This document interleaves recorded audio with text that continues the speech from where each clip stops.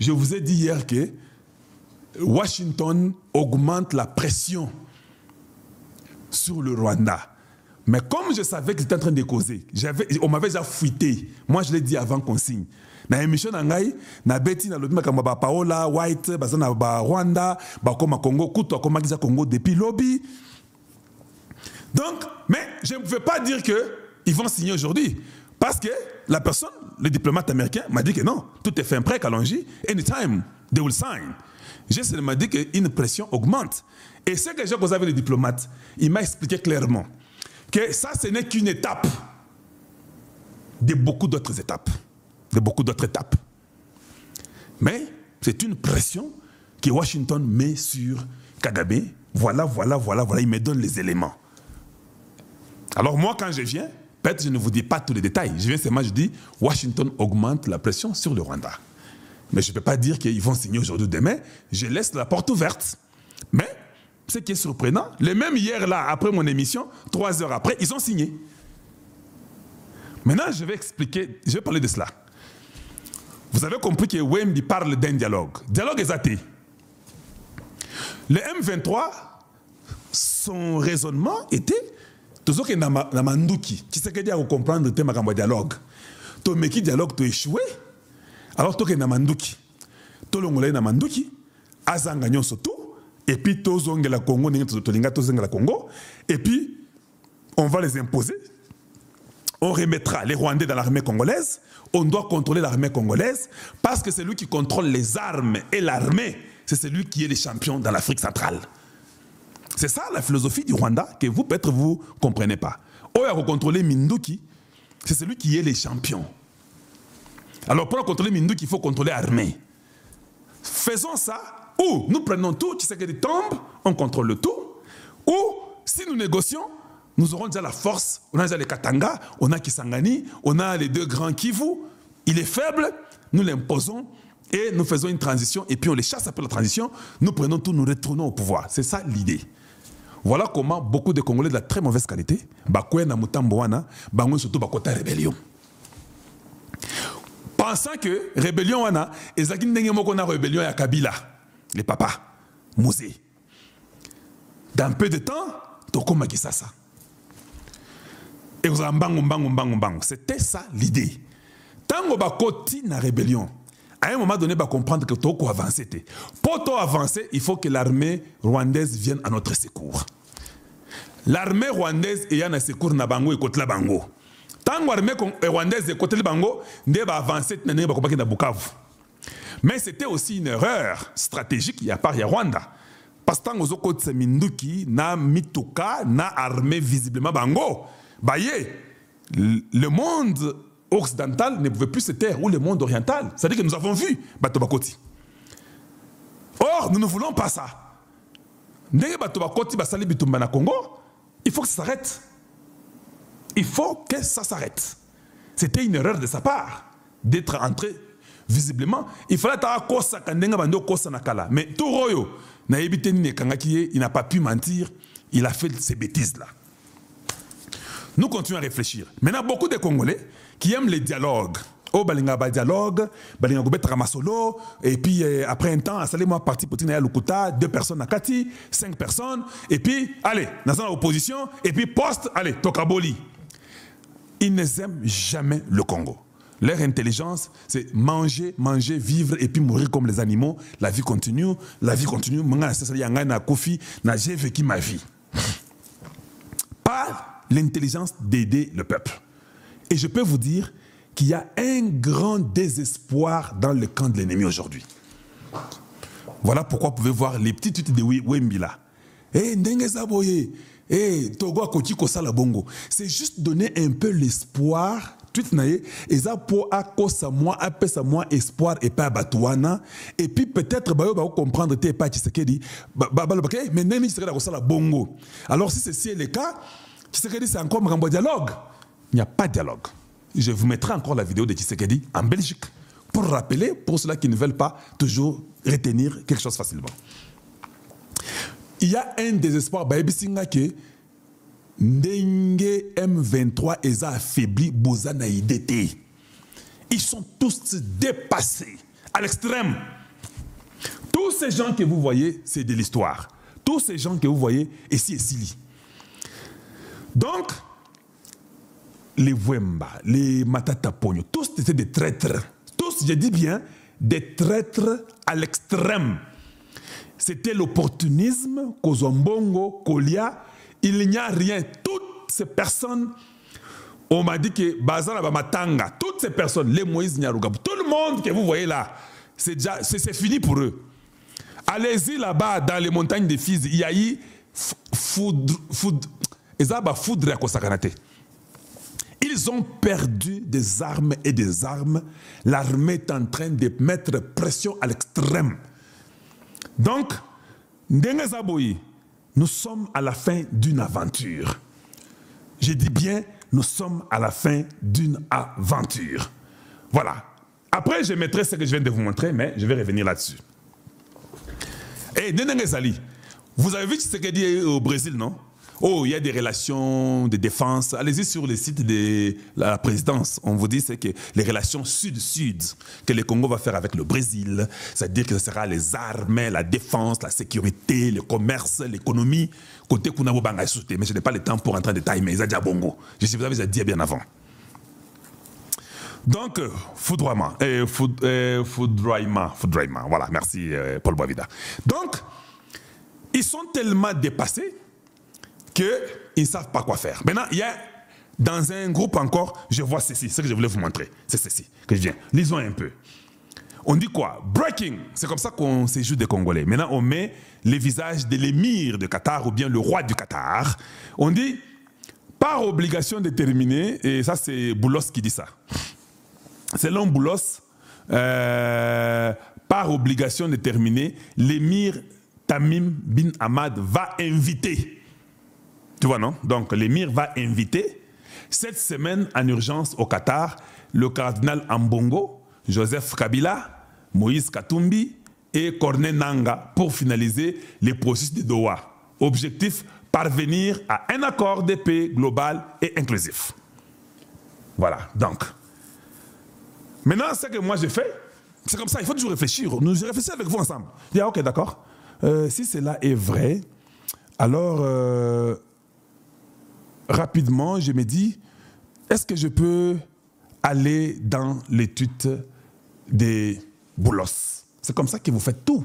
Tout ce que vous faites sur la terre, vous ne pouvez qu'être souple à faire cela. Je vais mettre ça pour vous ici, @US. Non, là, ça ne va pas passer bien. Attendez. Par ici. @US.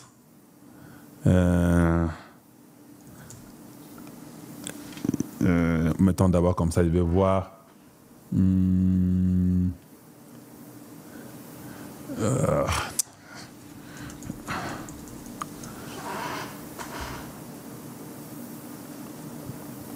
Voilà, j'ai ouvert les comptes de Boulos. Si vous êtes avec moi, j'ai mis ça pour vous. C'est comme ça que vous faites les analyses. D'abord, je vous ai montré ça. Donc, il y a deux personnes que nous allons investiguer, n'est-ce pas? Les deux personnes, ça sera Boulos, parce qu'on dit que selon Boulos, advisor, affaires tout ça africaines et consorts, par obligation déterminée, ça c'est Boulos qui dit, l'émir va inviter cette semaine en urgence au Qatar le cardinal Ambongo, Joseph Kabila, Katumbi et Corneille Nangaa pour finaliser les processus de Doha. Objectif, parvenir à un accord de paix global inclusif. Donc, Namutu Nabango, Magamboko, dialogue, il faut venir, ils seront impliqués aussi, il y aura un dialogue, on va causer au Qatar. Donc, encore un autre tweet ou bien message, il y a des espoirs qu'on donne au peuple congolais ou bien dans le monde. Et puis on dit épisode final de Doha. On met leur visage, les Ambongo, tout le monde là-bas.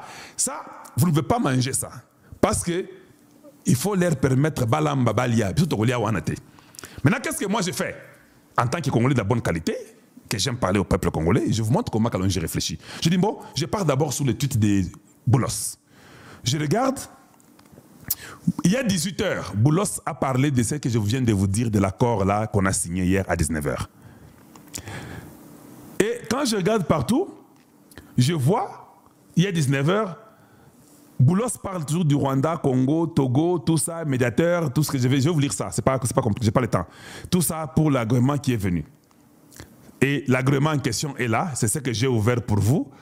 Cet agrément, c'est la déclaration ici qui est là-bas. C'est ça. Donc, c'est ce qu'il met là-bas.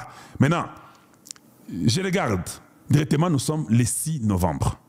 Cela veut dire que le message qu'on nous donne, je vais faire ceci. Je devais faire ceci pour que tout le monde puisse voir. Je pensais ça. Donc, je suis allé chez Boulos. Chez Boulos, quand je suis arrivé, il y a 18 heures, c'est la déclaration qui a été signée hier que je vais vous parler. Cette déclaration, elle est ici que Boulos parle, où il parle du Rwandais, il y a 18 heures, 19 heures avec tout ça. Mais quand moi, je regarde la déclaration, là, c'est celle que j'ai mise ici pour vous en français. Ici, c'était en anglais. Nous sommes dans la boîte de Boulos. Quand j'essaie de vérifier, je me rends compte que en dehors de ça, de ce que Boulos a dit, si vous regardez, nous sommes déjà les 6. Donc, cette information qu'on vous donne ici n'est pas une vraie information, selon Boulos. American Dream. Disposant chaîne Investment Group. Rêve américain pour la Kosomba Lopango aux États-Unis. Plus précisément la ville où il y a Dallas. Aujourd'hui c'est possible. Pays moi pendant 30 ans. Ne vous trompez pas l'adresse. Disposant chaîne Investment Group. Voulez-vous acquérir une maison aux États-Unis?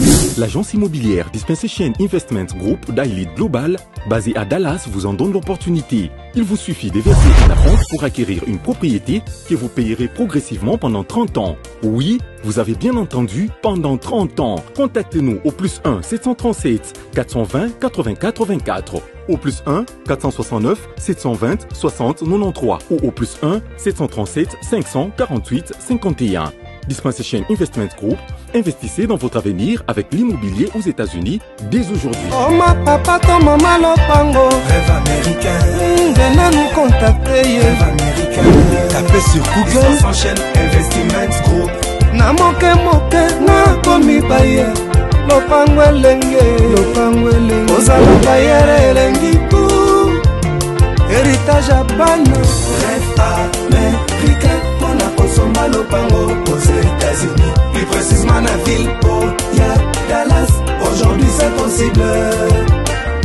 Pays moi pendant 30 ans.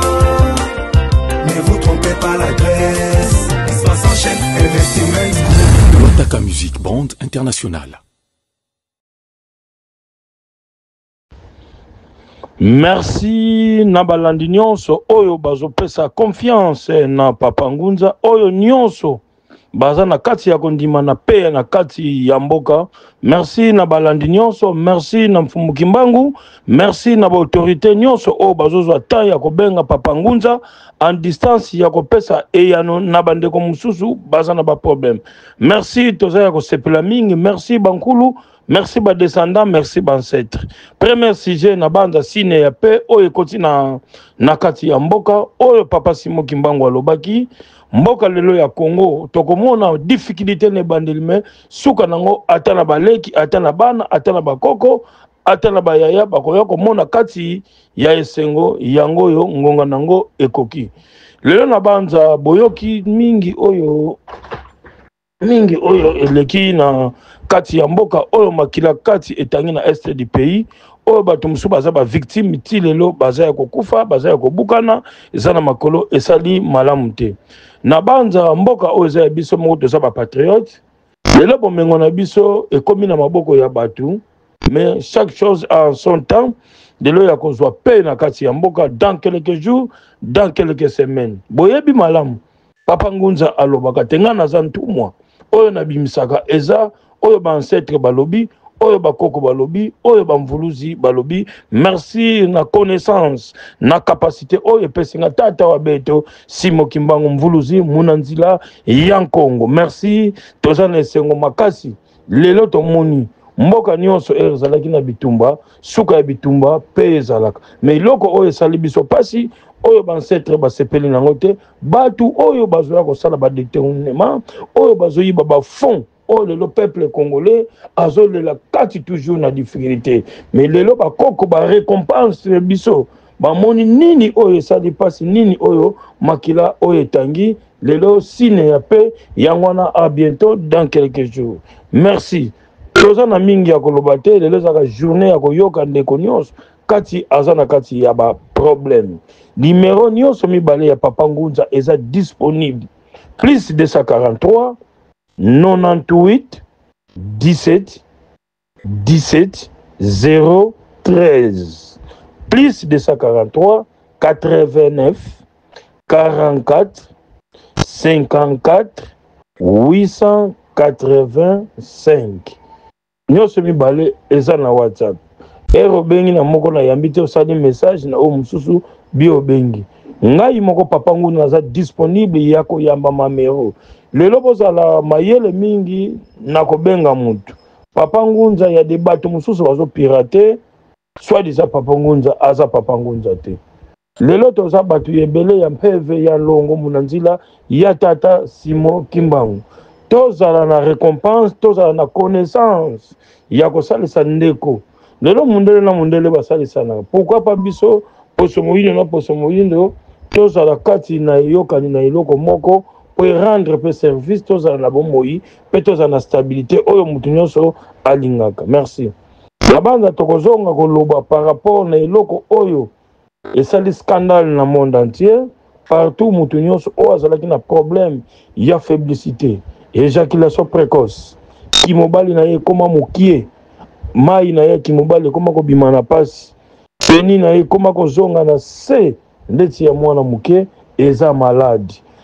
Bombi maladi ya faiblessité ya kimobali ekopesa yo 4 maladies oyo kozala compliqué oyo ata mundela kozwila ngo solution te. Zonga na bokoko na kidescendant toza bantu na kozongisa kimobali na yo na endurance ndenge botamelaki na ntango na konzo nyonso force endurance nango tina âge ya 86 ans partout dans le monde bisikoza na kosala ngo kaka na eloko oyo moko za nango osombeli ngango tindelinga yango na saleli yo.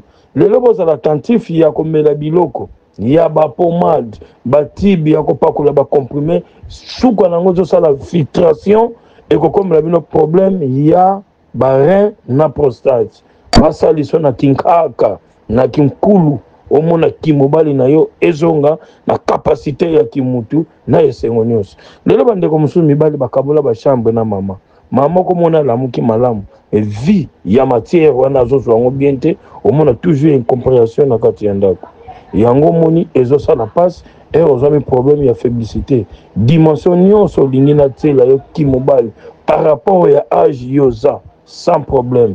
Je dis partout dans le monde. De là, tu me souviens bien, Papa Ngunza, naza na Belgique, naza na Canada, naza na Lubumbashi, naza na Kenya, naza na Burundi. Nako sali sa yo partout yo zali par rapport ya komona capacité ya pouvoir ancestral. Merci na balandi, merci na sine toujours ya paix oyo kosi na kata mboka botala événement. Deuxième sujet, oza na problème yo maman, ba règle et kima. Soko bimi ba règle so 1 mois 2 mois makile bima kaka. Oza maladi. Eza maladi benga Papa Ngunza. Oza na problème, otikali kobota te. Okuta na kinanga ite, ozwami problème ya ménopause. Benga Papa Ngunza. Na kopesa yo bajimo oyo tata nzambe oyo azali yo ya monde oyo atika bomoi na mutu nyonso oyo ko rendre mutu service na mbongo na ye oyo apesi ya mutu ya mutoki. Lelo na kata spiritualité ezosala pasi pe ezosala soni ekomena kimoyibi na ki escroquerie na kati ya musala. Lelo ndeko poto etikala susu ndenge ya kala te. Mutu azwi quelque chose ya kopesa po salisa ye rendre ye service. Akopesa yo mbongo zwi numéro na ye o bloqué du oyambaka ete botika musala wana eza buzoba. Na sozongela exemple soki bozata 5 na ba rentabilité na connaissance ya spiritualité ya Papa Ngunza batu bokozala malamu o bazana ba problème o bazana maladie o bazana ba blocage o bana bazo vana na kimia nyonso te na kati ya ndako. Troisième sujet, lelo ndingi tovandi na kozongela kopesa numéro po mutu mususu alandaka nga mutu mususu alaninga lelo. Plus 243 98 17 17 013 plus 243 89 44 54 885 okozwa ngai moko représentant légal na science ya couronne de joie ya Afrique. C'est Papa Ngunza oyo azosala makambo sina eloko oyo yoki mobali elalaki ezalaki suna capacité te etelemaka te misisa ya S na H eza déjà affaiblir. Papa Ngunza akozongisa yo soki obombi maladie wana comme na 4 sortes ya ba problème: prostate, vision, tension, diabète. Attention, attention, tika koboma maladie oyo eza ya faiblicité. Mokonzi nango aye, lobi konango eye. Na lobi partout dans le monde psychosocial. 3 jours de séance, 4e jour, ok komeka bo pique-nique na yo nyonso ya T-Mobile. Numéro nyonso mibale eza na WhatsApp, consultation eza gratuit. Plus 243 98 17 17 013 plus 243 89 44 54 885. 5e sujet, ozana problème ya mukanda na yo esila ba renouveler ti lelo zwaka yango te nan ozi yango te 10 ans 15 ans 20 ans 7 ans nan ozi te benga Papa Ngunza 14 jours ya séance ozi document définitif il y a 10 ans bando commande préfective ti lelo ozana problème ya visa ya voyage ozo sala ba séance bozo sala ba tout bazo boya ko pesa bana ba visa mwasi visa mobali visa leki visa ezate benga Papa Ngunza. 6e sujet, ozana problème mutu adefa yo mbongo banda zwa mbongo akima alingaka kofuta te abloka yo avoyager benga Papa Ngunza. Le degré ou de force na kosala lo musala ko respecter ba norme ya kozongisela yo mbongo wana. Sujet ya suka nalingaki koloba lelo bandeko oyo tobengaka na Kikongo be na Lingala mono keki salu pankaka bansisi dikiau ya sadisa bantu mulanda nsembo wadia munanzila tata Simo Kimbangu. Lelo za yo mobali oza na problème mwasi azotungisa yo eza maladi benga Papa Ngunza na tilo na ba rentabilité ndenge tobokola kamboa ndenge tobokola taba mwasi azala na soumission na boyoki. Yo pe mama ozana problème mobile azuvanda kimete akoya Congo azana mwasi mususu me abata makayo benga Papa Ngunza na kosalela yo na kopanza libala wana les degrés ou de force botika la ndenge bolinganelaki. Lelo défaut mususu tozana ngo lelo mobali avandi na yo ta ebele me akeko bala mwasi mususu par rapport lelo basi bazo travailler pe mibali o ezaki azomi pesa kaka côté moko.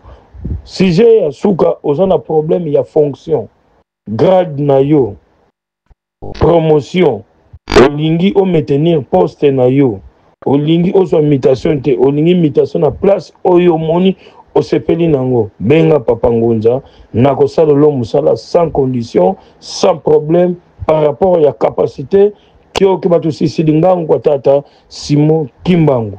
Ozana problème ya mwana banda botama mwana lobaka te benga Papa Ngunza. Mwana connaissance ezate comme miwe mongol baba benga Papa Ngunza na kolobisa mwana wana. Lelo loko musezo sala pa bo pesa ba témoignage papa na oyo nyonso bobiki ozaki na problème ya kimobali ya faiblicité oyo nyonso yaki na problème ya mikanda oyo nyonso yaki na problème ba visa bo pesa bo pesa ka communication pe na bandeko mususu oyo baza na kati ya bobangi po lelo mususu baza na ba déception ya bandeko mususu ba rendre bango service bandeko tozonga na ba normalité ya musala lelo po te tikali susu ndenge ezalaki à bientôt bazo kata ba social bato baza ba difficulté tozo kota 2026 problème nyonso za nango suki sango na 2025 oza na rentabilité ya kosunga libota ya kosunga bana.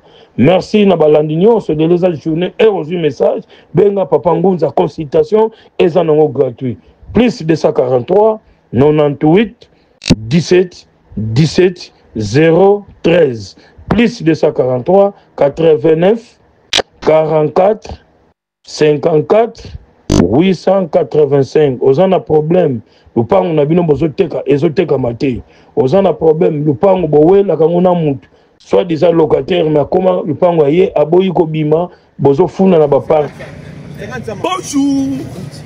Bonjour na bandeko ba congolais, bon week-end na bino partout bozali kolanda biso na chaîne na bino bolingaka mingi chaîne na biso oyo ya des tata et des mamas passe nini ba congolais bayaka ko beta masolo o etali la République démocratique du Congo mboka ya ba papa mboka ya ba Congo ba bandeko ba congolais tozali susu na esengo mingi koya ko partager na bino mokolo lelo le sujet o ezali na actualité lelo Thérèse Kayikwamba Wanye la Kipavita congolaise sous la menace il y a armée numérique elle sort de son silence et vient de produire communiqué moko très très important Tokotangela binongo awa na kati ya émission. Constant Mutamba vient aussi de sortir de son silence. Bande ko bakongo Tokotangela bino déclaration à Constant Mutamba depuis la résidence surveillée parce qu'il faut que Constant Mutamba azali na résidence surveillée.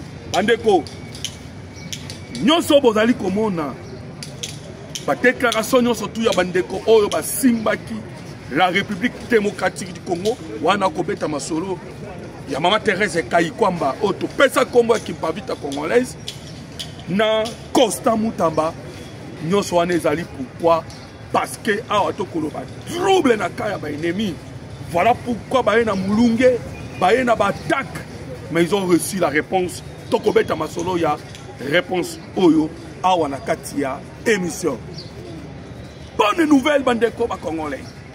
Pour la République démocratique du Congo, 500 M23 ont jeté les armes et ils se sont rendus auprès de ces FARDC.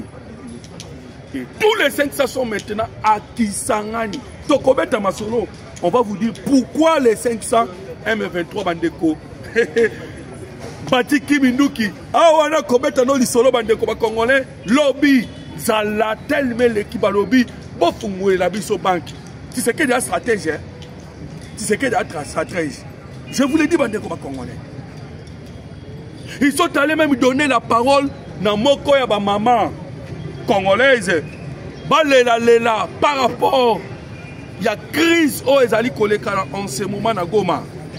Mais bandeko kaka crise était au sali que 500 M23 pas déposer armes toko solo lango bandeko tu sais que ya ko sala ba miracle joue où tu connais kana petre kibino li solo ya 50 000 Codeco va rejoindre le mouvement Wazalendo 50 000 Codeco bandeko vous imaginez, son nombre à 50 000 va rejoindre le Wazalendo. Bongo Skoyo, Museveni fera quoi? Guerre au Kolekana Congo, ezali Kolekana, ezali bajar ya guerre au Elekana qui na Vietnam. Voilà pourquoi ba kolonga Congo te. Depuis 1960, ba koka bola Congo te parce que ba Congolais baza lokola ba Vietnamais toko solo lango awa na kacha émission awa lobby pe. Une autre bonne nouvelle, il y a eu signature, il y a cadre d'intégration économique régionale. Lobe Salamaki, voilà pourquoi Mokonzamboka, Félix Antoine Tshisekedi Tshilombo a tenu ce propos, yoka propos en lobbying. Et ça là qui n'a lingala maloya Mokonzamboka. Tokomi na suka, tolingi sikoyo tobuka mbuma, ya kimia oyo ya libela wana maloba ya Mokonzamboka na Brésil.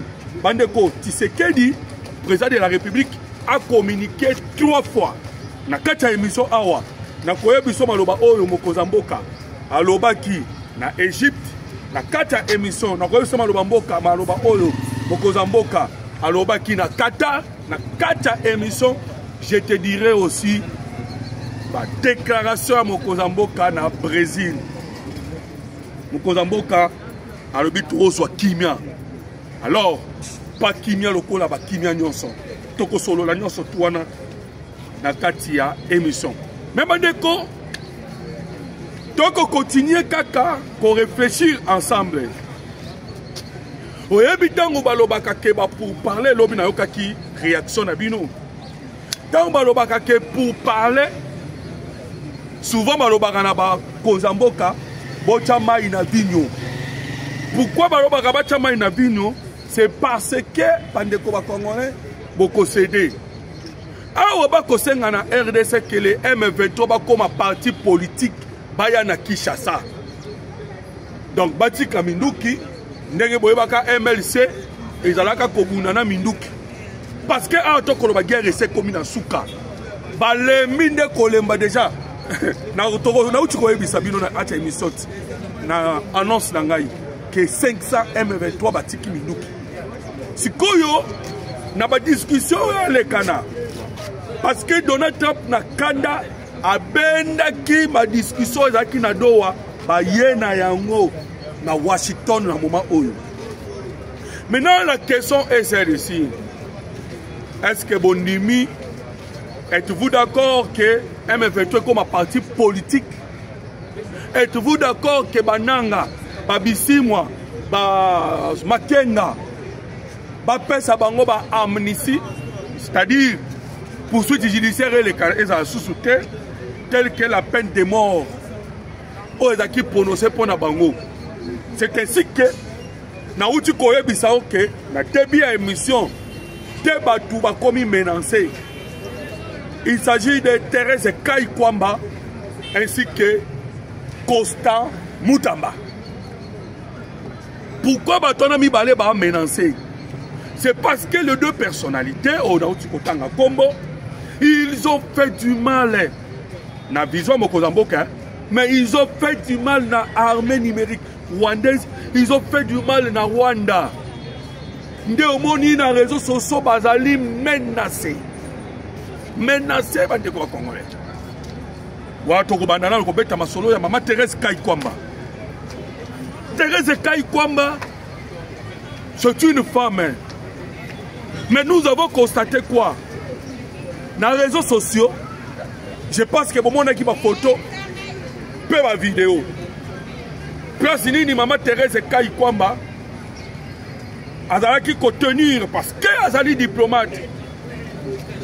Armée numérique rwandaise, pourquoi? Parce qu'elle est enceinte. Mais c'est une femme. Une femme qui a commis enceinte, ça devient un problème. Ça devient un problème. Les gens jouent, hein. Tu n'as pas vie privée. Lorsque vous constatez que surtout se jeter dans la vie privée, il y a maman Thérèse Kaikwamba, c'est parce que ils n'ont plus des arguments. Mais ce qu'il faut savoir, maman Thérèse Kaikwamba les a répondu. Après si bango réponse pour Bayeba. Non simplement si bango réponse, mais maman Thérèse Kaikwamba poursuivre bango na kotanga document awa. Na justice. Voilà comment Perol wawa. La culture non ya kolata bagi na Musapi. Les gens doivent savoir. Et ça ba Congolais et où tu en Europe. Où ta ba koko ya biso awa marié baye bakaye na bagi te. Ba koko na biso ba la olata ba bagi te.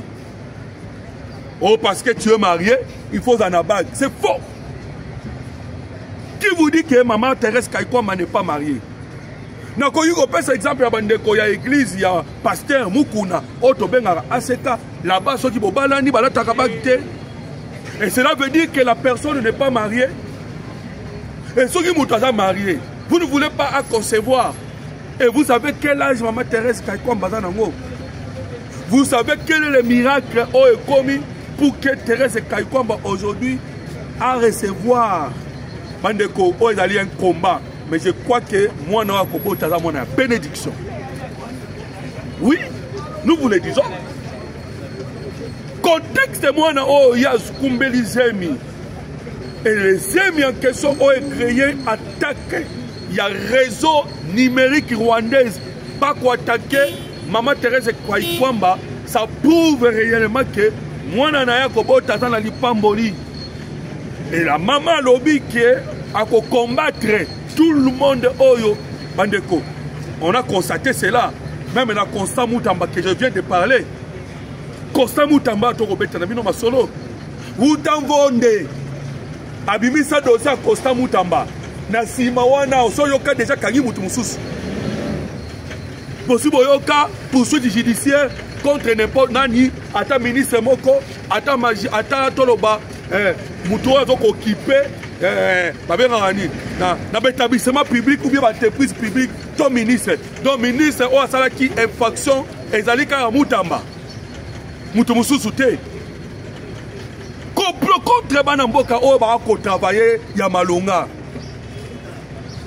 Ndeba o koyoka même na Rwanda ba sepela kina kokangama ya Moutamba. Ndenge lelo ba komi ko attaquer Thérèse Kaikwamba pona zemi. Donc maman Thérèse Kaikwamba n'a pas droit de vivre. N'a pas droit aussi pe ayamba bébé. Oyebi sentiment ni moi ça zalaka nango soki aboti mwana. Maintenant maman kei ko travailler pour que nzamba pesi ngolu. Je ne dirai pas son âge, mais c'est une personnalité publique. Je vous informe qu'elle est née en 1982. Vous savez quel miracle Yamoutoua Botami en 1982, aujourd'hui, Azara Ajinini. 43 ans. Une femme de 43 ans à concevoir, c'est un miracle. C'est un miracle, et miracle, on a ponaillé, c'est une bénédiction. Mais Bandeko Congolais, vous devez savoir ceci. Que virage oyo mokonzambo kauchu kokende ezaki virage à Souka le président Tamboli 4 continents c'était pour mettre fin à Patrick Mouya uta koloba biso tokende sikoyo dernière bagarre oyo tokei poto bomande tobo manani tobo ma M23 tobo mana Kagame. Je vous dis que Kagame déjà awaza déjà kokufa M23 pe kufi. Ok, là où tu crois qu'ils sont 500 Batiki Minduki. Et les Congolais, ils sont pas Moussanga Bandeko. Kagame a zotambo na po, bache po na pelepela libumu. Ya kopal bache, michopo neza biente. Mutumoka lobite. Parce que tangu totali makambo o elekanaki na niveau ya ba diplomatie ya Sami Libanda ya mboka. Nous avons constaté que balobi ba constater libumu ya maman Thérèse Kaikwamba qui a dans zemi. OK. D'ailleurs biso zemi c'est une bénédiction pour moi nazo na mukili. Mais Kagame pe libumu na ebotala ki angote. Libumu na eza ko vimba wa bache plastique. Nani alobi tala ba Congolais bande kwa Congolais. La dame Oyo a eu expertise na ye ko tambwa na avion. D'abord elle pouvait être dans le repos. Mais Mokozambo a ébissé que les dossiers auto-traités Sikoyo, ils ont des dossiers très très importants parce que ils ont des derniers virages, malgré que tu deviens faible, parce que vous êtes enceinte, token de cas quand même. Parce que Bakokai Kozwa adjoint, token de au moins pour que tous ces dossiers, Bandeko, Kotambo la Nicolas avion, ils ont un pété. Autant la Nicolas avion, 4 continents, ndeba uti kotambola. Et ça passe, hein. Moi, ça, c'est mes bonga kavanda pema. Mais tambola qui prend intérêt en Boka Congo. Alors, binosko réseau numérique rwandaise, bandeko, je vous demande, bino tout beau, kolanda biso, en direct na chaîne Abiso, comment on a un commentaire, je soutiens Thérèse Kaikwamba, je soutiens maman Kimpavita congolaise. Ce qui peut je soutiens Constant Moutamba. Pour Moutamba, pas où tu combines dans le silence. Pour nous pointer les doigts. Pour nous féliciter. Pour nous honorer la dame Oyo, maman Oyo. Bandeko, mboka ona comprendre ngote. Kaka bato basala kama makamba malamu, nde bazali sous menace. Maman Oyo azaki kotangisa bana oba uti ko boma. Oyo yoki Constant Moutamba uti ko lobela ye. Maman wana. Elle ne mérite pas la mort. Hey. Les noms m'échappent comme on est Koya. Elle ne mérite pas la mort. Mais tala lelo oyo sikoyo bangonde ba sibla ka bato malamu. Voilà pourquoi même le président de la République, Félix Tshisekedi, a appelé Soussou Kaka. Oh, bah, Kolukatongo midi pourquoi? Na banguna mboka Congo. Voilà pourquoi je vous demande déjà comment je soutiens le président Tshisekedi Nakatia commentaire. Pourquoi? Parce que Batouana nous sommes sous pression. Si vous essayez de faire quelque chose de bon pour la République démocratique du Congo, madame ko réseau numérique, bayini ya Congo, batutu wana no surtout basangani, baye ko attaquer yo. Pourquoi ça se passe comme ça dans Mboka Congo? Alors, na uti kotangela opona ko biso maloba ya président. Président lobi to komi na suka. Tolingi tobukangu, oh ça c'est je suis en train de lire déclaration du président de la République. To komi na suka, tolingi tobuka mbuma. Ya kimia ya libela. Tozalaki déjà na 90%. Na masole za ko salama. Mais tellement la France bande ko balanda kanga na ebisa kibino déjà que la France azaki koluka troisième fois. Et le président Tshisekedi avait dit non. Et qu'est-ce qui s'est passé? Donald Trump n'a kanda a béni processus de Doha. C'est-à-dire, Maramozako le Canada, il y a un message qu'on est assis l'Amérique. Ne place France à Zukao, ne place Oyoki, Kagame à Zukao. Je félicite le ministre Nabiso Oyatali Makambuya, éducation, maintenant mingi na yo. Parce que au lobby que cette fois-ci, bah épreuve, examen d'état peut qu'on les capé en anglais. Petit à petit, il faut tout le monde un pays francophone. Tout le monde là-bas francophone. Tout le monde là Makambuya, au pays francophone, il faut tout le monde là. Et c'est que les Sukoyo, comme on a vu sur un pays anglophone. Parce que la France a la question de hypocrisie. Si dans la dernière minute, les Français ont dit pas échapper à la source. Dans la dernière minute. Pas échapper à la troisième fois. Et à quoi bon tout ce qu'on a bango? Tout le pays francophone. Bandeko. Ce qui ont dit bizarre, il y a des anglais, américains, surtout. Vous allez voir anglais, quatre chemins. C'est fini pour le Rwanda. Dans le bas, on a émission les canards passés. Volte face, il y a anglo-saxons. Volte face. Les anglo-saxons, ça là derrière, on va volte face. Kala. Batika, déjà, Rwanda, wana. Mboka, Tika, qui est Simbi, Rwanda, la Qatar. Na France. Maintenant, la bonne chose, c'est que Donald Trump vient de s'imposer. Le M23 va l'embi. 500 soldats, qui ont formé par commandant. Mais 500 va y comitika. 500 va y comitika. Pourquoi va y comitika? C'est parce que va constater que ça ne marche pas dans la bango. Ça l'a élecki. Passe l'équi. Chaque jour. Kagame a continué à foutre à soldats. Oh, bah, Rwanda, bah, dans le sol congolais. Mais bah, M23 va payer. Voilà pourquoi tous les M23, oh, les Congolais, oh, bah, terrain armé, wana, bah, Kobunda, Tongo, midi, pourquoi, bah, Lukantéa, surtout, bah, Kobima, pour que, bah, Neko, bah, s'en sortir, na, enfer, oh, bah, vivre. La situation est comme difficile. L'espoir est sous-soutien parce que l'armée congolaise a Kendaki a petit minouki na bango, le dépôt d'armes, a petit système anti-aérien na bango, le missile solaire, a petit bouillage électronique na bango. L'armée congolaise a petit bango en désordre. Des maramoko a auto commettre ma solo, ils n'ont plus les forces. Rébellion na minute les alliés kokweya. Rébellion à par terre. Yangono yoki mokozamboka se féliciter. Kagame a sous la choité. D'ailleurs, il est très malade là où tu vois Bisabino. Babylon quoi 4 Sinaïs pour la déjà vivant. Pandeko. Ton obaka bien. Tous ces pays ici bas. Nous on a ça moi les infirmières. Kagame tellement Congo Mombesa qui a yé, voilà pourquoi il pensait que le quoi Congo Mombesa yé, il fera tout ce qu'il veut. Kagame a kanisa kibongo, mais dans la situation santé comme il a mon nom.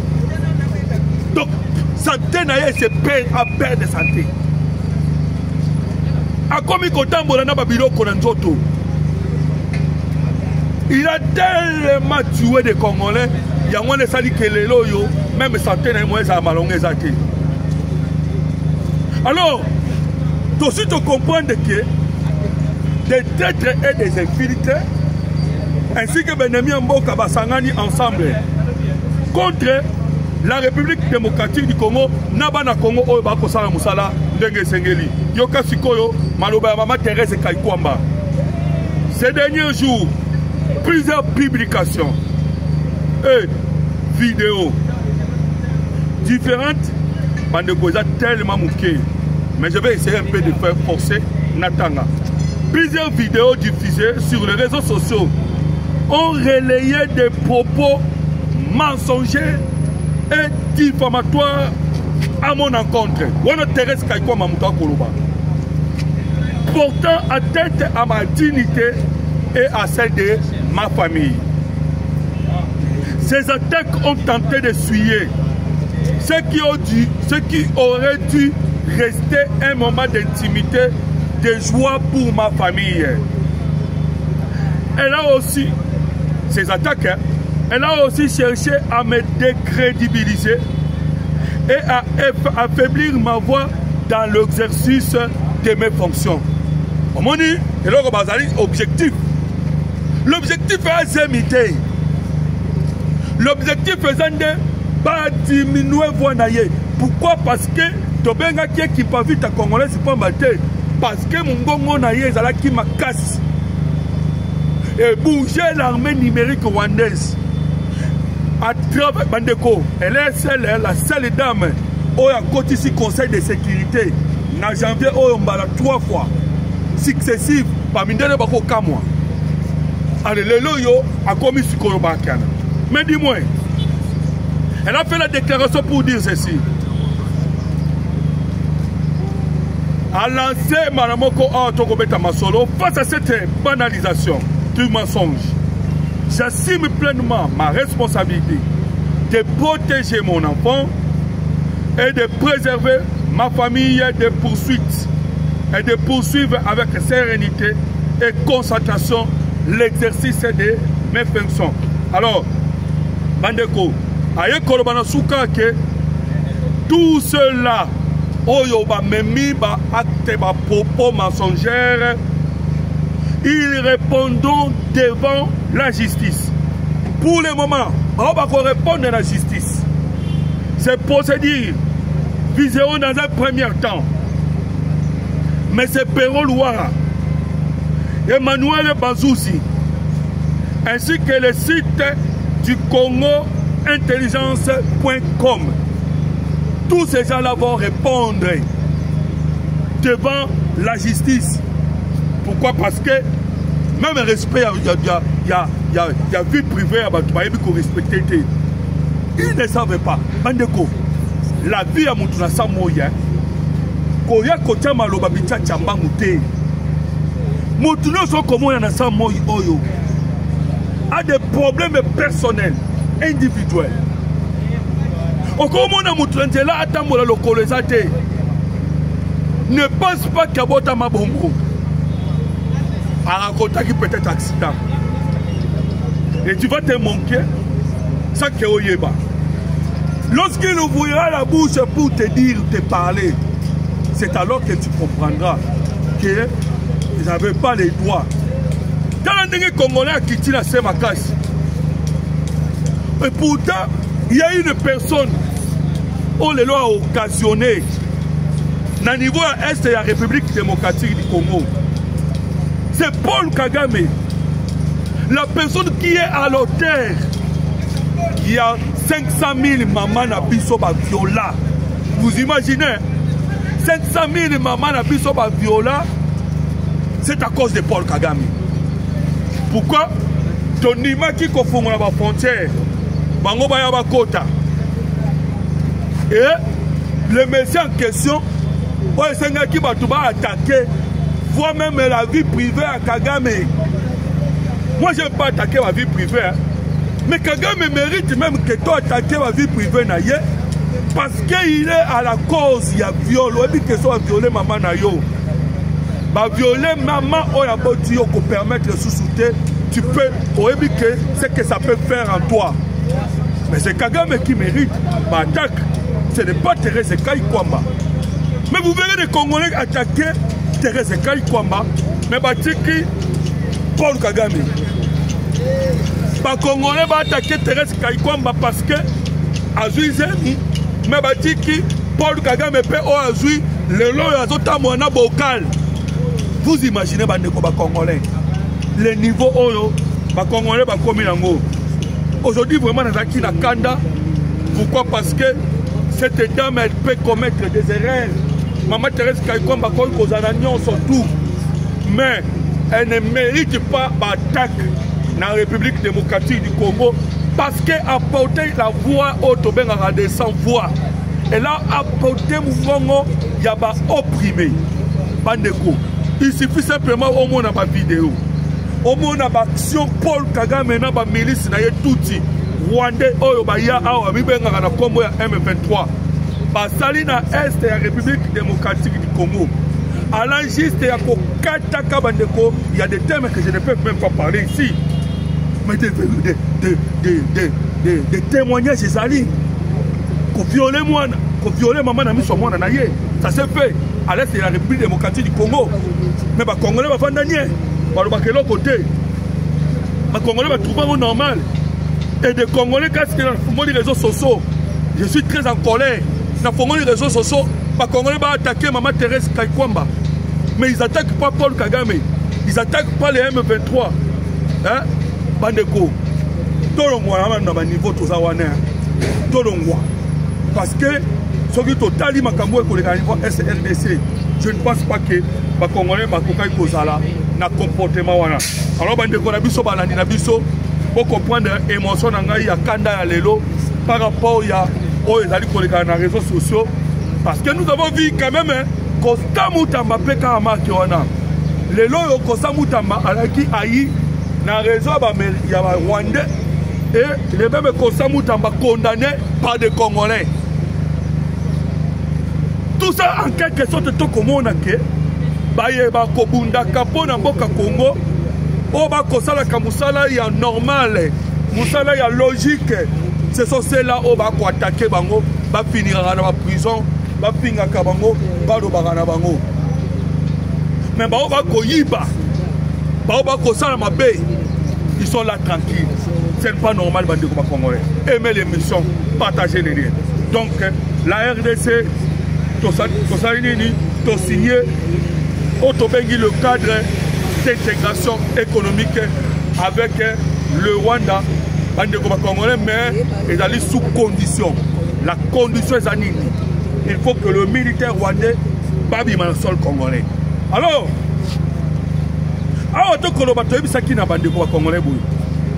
Kagame a kotikate. Batindelier de aba pasteur. Pasteur batindelier ti na niveau ya Rwanda. Bayebisi Kagame boye. Le 13 jours ya Souka permettre la paix contre la République démocratique du Congo. Tellement Kagame est malade. Obi muto sa moni liwa. Oya mutema mabe. Dernièrement bo mutu komona ba photo na Congo central. Mutu moko azwaki mbongo ba dollar rebela ke bomba et baby et poli. Mutu mutema mabe. Akufi ba dollar pe poli. C'est déjà le quoi batoka ba Paul Kagame.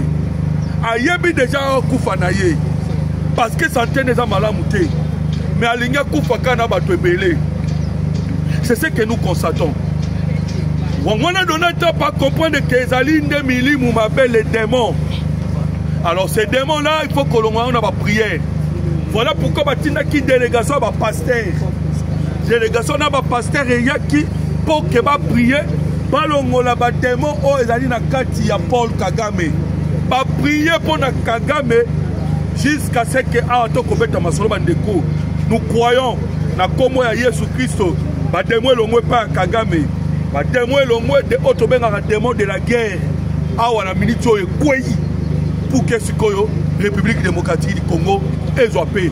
Les pasteurs ont prié na Rwanda, les pasteurs ont prié en République démocratique du Congo pour que la RDC ait retrouvé paix. Voilà maintenant awa tokomi na dernier virage.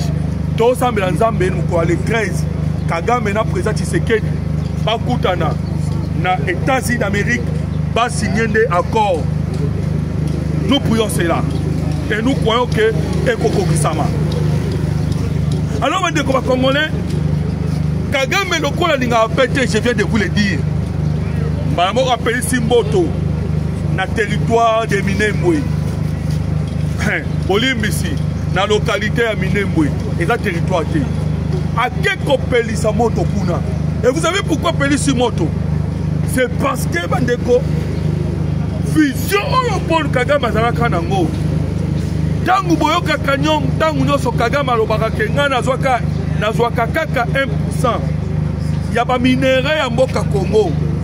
C'est parce que azana vision ya koya ko créer une empire na Kivu. Otobengi na Congo ya empire Imatuti. La guerre, il est tenté de le faire au niveau nord et sud Kivu. Mais il y a eu une communauté. Bandeko na biso, oyo bakimaki guerre. Na niveau ya Rwanda, otobenga na Congo ya Batuti. Parce que badaki monte pelaki entre eux. Le coup la Congolais à la social. Dengue Congolais le bakake, on ne fête pas quand ça brille chez les voisins. Tout le monde qui monte et pas na bango. Na 1959. Baye ba kimi et pas na biso. Monte pelé pas voisin. Oui, baye pas na biso. Na 59. Nde ba ki ko vanda na Minembwe. Mais lelo yo Kagame atali alinga komi sa Minembwe wana lokola capitale mondiale. Ya ba tout nyonso ko bayaka awo. To yambi yo oyena ndaku na biso. To pesi yo chambre. Okomi ko réclamer maman lopango et komi ya bino. Na ndenge nini. Pe okomi ko bimisa minduki, okomi ko bomba biso moko ba kolondaku. Voilà la politique. Voilà les actes. Autres allez qu'on constater sur le terrain en ce moment. Mais Tobi, ça ne passera pas. Tu peux qui ont déjà chambre. Pendant la chambre. Ça là à l'aise. Lia. Mais ceux qui ont commis Koluka. Et que. Obanda Kozwa. Bomengo Oya Biso. Badwa Oya Biso. Au commissariat Yayo. Voilà, ça ne va pas passer. Voilà pourquoi nous vous disons que. Ma pélici guerre en ce moment à niveau ya territoire de Minembwe Bandeko, vous allez permettre, je vais vous le lire, parce que quelqu'un va bêta maki, bango ko ba suya ta idée, a to bêta bino di solo bandeko congolais.